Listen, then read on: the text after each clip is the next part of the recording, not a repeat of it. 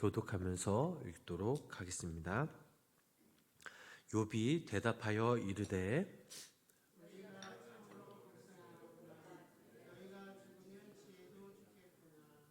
나도 너희같이 생각이 있어 너희만 못하지 아니하니 그 같은 일을 누가 알지 못하겠느냐.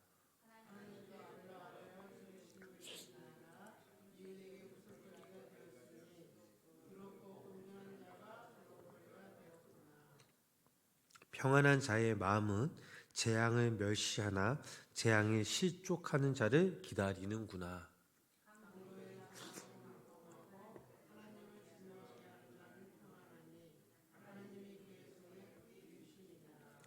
이제 모든 짐승에게 물어보다 그것들이 내게 가르치리라. 공중의 새에게 물어보라. 그것들이 또한 내게 말하리라.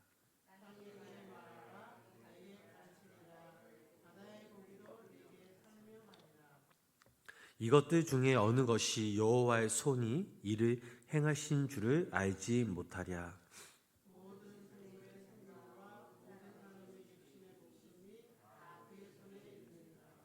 입이 음식의 맛을 구별함 같이 귀가 말을 분간하지 아니하느냐.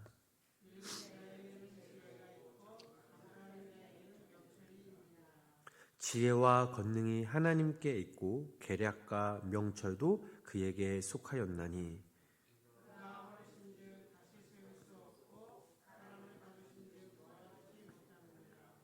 그가 물을 막으신즉 곧 마르고 물을 보내신즉 곧 땅을 뒤집나니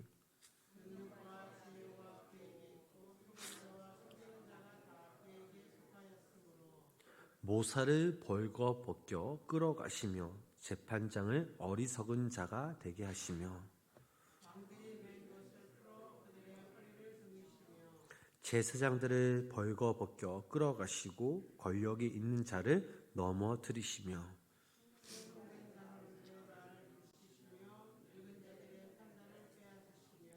귀인들에게 멸시를 쏟으시며 강한 자의 띠를 부시며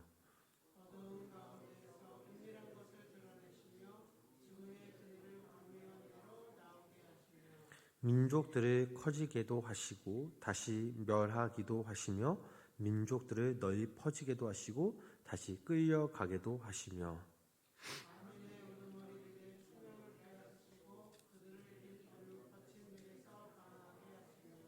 빛 없이 캄캄한 데를 더듬게 하시며 취한 사람같이 빛게 하시느니라.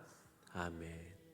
오늘도 살아계신 하나님의 은혜와 사랑이 우리 성도님들 삶 가운데 함께 하시길 주님의 이름으로 간절히 축원합니다. 2024년도 얼마 남지 않았죠.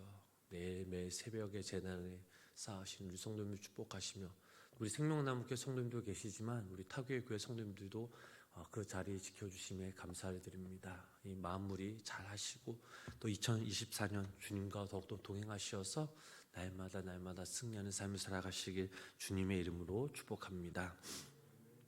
불교에서 쓰는 말 중 인가응보라는 그 말이 있습니다. 이 말을 사전에서 뜻풀이하면 이렇죠.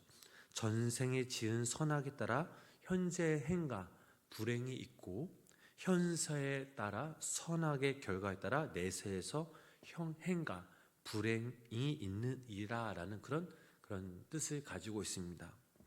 종교적 색채를 지우고 나면 한마디로 행한 대로 되돌려 받는다라는 그런 뜻을 가지고 있습니다. 욥의 세 친구가 이 욥의 고난을 인가응보라라고 하였습니다. 다들 근거가 그럴듯하였죠.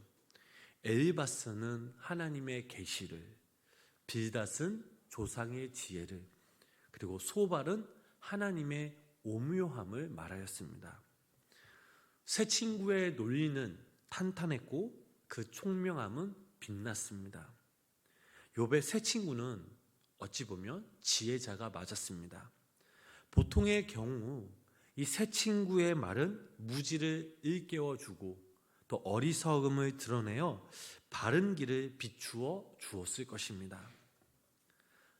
사람이 겪는 고난은 대개가 행한 대로 되돌려 받는 그런 꼴이기 때문입니다. 콩을 심었으니까 그 콩을 우리가 받았고, 팥을 심었으니까 팥을 받은 것입니다. 억울해할 이유가 없죠. 적어도 욥의 세 친구는 인과응보의 깊은 그 차원을 이해하고 수용한 그런 자들이었습니다. 그런데 만에 하나 콩을 심지도 않았는데 콩을 받았다면 어떻게 되는 걸까요? 팥을 심지도 않았는데 팥을 받았다면 이는 분명 어딘가 문제가 있는 것이 아니겠습니까? 물론 그런 경우는 거의 없죠. 사실 우리가 겪는 고난은 내가 그랬던지 남이 그랬던지 아니면 둘 다 그랬던지 해서 우리는 이 고난에 처하게 되는 것입니다. 대부분 이 셋 중에 의해서 고난을 겪죠.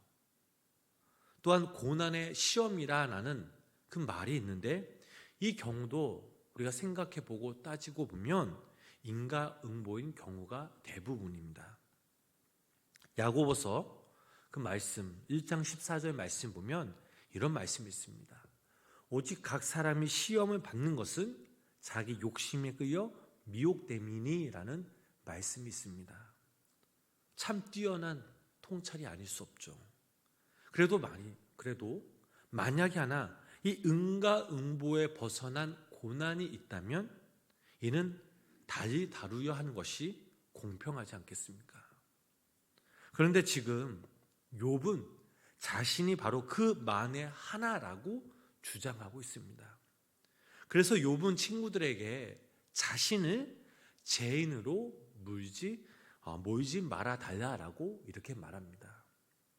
의인을 악인으로 취급하는 것은 잔인한 일이니 인과응보의 이유로 자신을 다루지 말아야 할 것을 이 친구들에게 부탁하고 있습니다. 그러면서 욥은 인과응보도 이 세상에서 완벽하게 실현되지 않을 때가 분명 있다라고 말합니다. 우리 6절 말씀, 본문 6절 말씀 우리 다시 한번 함께 읽어보도록 하겠습니다. 강도의 장막은 형통하고 평안하니 하나님이 그 손에 후히 주심이라. 아멘. 자, 욥 자신도 인과응보의 지혜에 통달한 자이며 하나님의 주권을 인정하는 자라라고 말하고 있습니다. 하지만 11절 말씀 우리 다시 한번 함께 읽어보실까요? 본문 11절 말씀입니다. 입이 음식의 맛을 구별함 같이 귀가 말을 분간하지 아니하느냐. 자, 모든 일은 주의 깊게 살피고 분별해야 함을 말하고 있습니다. 급기야 저희들이 읽은 이 본문 말씀 뒤에서 욥은 인간의 말과 지혜가 아닌 전능자 하나님과 직접 대면하며 자신을 변론하겠다라고 말하고 있습니다. 사랑하는 우리 성도님 여러분, 어쩌면 이렇게 말하는 욥이 친구들에게는 어리석은 자로 분명 보였을 것입니다. 더 나아가 교만하고 오만한 자로 비춰졌을 것입니다. 알고 보니 형편없는 자로 여겨졌을 것입니다. 친구들 입장에서 보면 그렇게 변명하는 그 욥이 미숙한 내면을 드러낸 그런 자일 뿐이었습니다. 결국 친구들은 회개하지 않는 그 욥을 보면서 정죄당하고 비난당하는 것은 전적으로 잘못을 인정하지 않는 욥, 그 본인의 탓으로 돌려졌습니다. 그리고 욥은 친구들에게 낙인이 찍혔습니다. 그리고 친구들은 욥, 너는 고난을 당해도 싼 위인이구나 라고 이렇게 생각하였습니다. 그런데 우리가 가만히 한번 생각해 보면 좋겠습니다. 무엇이 교만이고 무엇이 오만이며 누가 어리석고 형편없는 자이겠습니까? 어쩌면 사랑 없는 인과응보만을 역설하는 욥의 세 친구는 바로 우리 자신의 모습입니다. 사실 누군가에게 교만하다 말하는 내가 장작 교만한 자이며 형편없는 생각하는 내가 형편없는 자일 터인데, 이를 알고 바로 잡을 그 마음이 우리 안에 진정 있는지 우리 스스로 한번 되돌아보았으면 좋겠습니다. 사실 우리를 구원해 주신 주님은 오히려 어리석고 형편없는 그 자들 가운데서 어리석고 형편없는 그 자들의 친구가 되어 주셨습니다. 주님은 죄를 지은 그 사람 앞에서 그 정죄하지 않으시고 사랑으로 용서하시며 그들을 위로하셨습니다. 사실 우리는 욥기를 읽으면서 1장에 나오는 그 욥의 믿음에는 박수를 보내면서도 욥기 대부분 그 말씀에 나오는 욥의 고난에 우리가 아파하고 억울해하고 애통해하는 그 욥의 마음은 이해하려 했는지 한번 우리 스스로 생각해 볼 필요가 있습니다. 어쩌면 우리들도 역시 욥의 새 친구처럼 인과응보의 그 논리 속에서 욥을 정죄하는 그 모습으로, 아니 타인을 정죄하는 그 모습으로 살지는 않았는지 우리가 이 본문 말씀 앞에 우리 스스로를 한번 되돌아 보았으면 좋겠습니다. 숨어 계시는 하나님, 침묵하시는 그 하나님이라는 신학 개념이 있습니다. 사람이 이성과 오감으로 전능자 하나님을 온전히 알 수 없다는 중요한 개념입니다. 그러므로 숨어 계시는 이 하나님은 신비이며 예측 불가능성입니다. 즉, 이 하나님은 인과응보를 넘어서는 그런 하나님이십니다. 욥은 바로 그 속에서 그 하나님을 찾아냈습니다. 그리하여 자신의 억울함을, 고난의 부당함을 이 전능자 하나님 앞에서 말씀드리고 싶었습니다. 자신이 틀려 죽는다 할지라도 이것이야말로 자신을 하나님을 향한 진실한 믿음이고 하나님을 향한 그 마음이었습니다. 이 진실한 마음과 믿음으로 욥은 끝내 결국에는 하나님을 만났습니다. 바라기는 오늘 하루 우리가 이 땅에서 살아갈 때에 저와 우리 성도님들이 우리의 삶 가운데, 아니 우리의 인생 가운데 고난 가운데 숨어 계시는, 침묵하시는 그 하나님을 찾고 찾는 그 애통함과 진실된 그 신앙으로 결국엔 장차 우리가 주님을 만날 수 있는 참된 그리스도인들이 되시길 주님의 이름으로 간절히 축원합니다. 기도하겠습니다. 하나님, 스스로 우리가 지혜롭다 하면서도 우리의 모습을 돌아보면 우리가 지혜롭지 않았음을 고백합니다. 스스로 옳다라고 하면서 지난날 우리의 삶을 돌아보면 옳지 않았음을 고백합니다. 오직 우리가 이 전능자 하나님 앞에서 잠잠하여 하나님 뜻이 임하기를 간절히 기도하게 하여 주시옵소서. 하나님, 우리 주변에 고난당한 자의 그 마음을 이해하고 그 마음을 함께 아파하며 또한 그들을 주님의 그 마음과 사랑으로 위로할 수 있는 주님의 귀한 성도님들 되게 하여 주시고, 무엇보다 우리의 마음이, 우리의 신앙이 더욱더 주님을 닮아가게 하여 주시옵소서. 우리들 역시 우리의 고난의 그 앞에서 진실한 그 믿음으로 하나님을 찾게 하여 주시옵소서.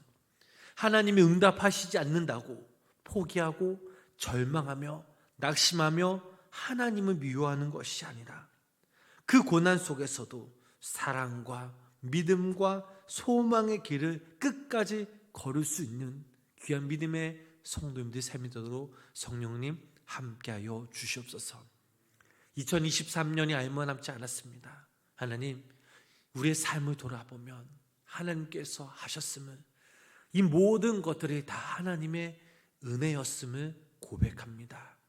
우리와 함께 하신 하나님, 우리의 길을 내어주시고 우리 삶 가운데 길을 비춰주신 그 주님, 그 주님을 더욱더 의지하고 또 그 주님께 우리의 간절한 기도 제목들을 믿고 맡기며 내려놓을 때에 하나님, 우리 기도 제목 가운데 성령 함께하여 주셔서 당신의 방법으로 당신의 그때에 우리 기도 제목들이 응답받게 하여 주시옵소서. 하나님 또한 우리들에게 24시간이라는 귀한 선물을 우리들에게 동일하게 주셨습니다. 오늘 하루도 우리가 성령님과 함께 동행하며 우리에게 맡겨진 이 시간들 최선을 다하여 주님께 영광 돌리는 삶을 살아가는 우리 모두가 되게 하여 주시옵소서. 예수님의 이름으로 간절히 기도드렸습니다. 아멘.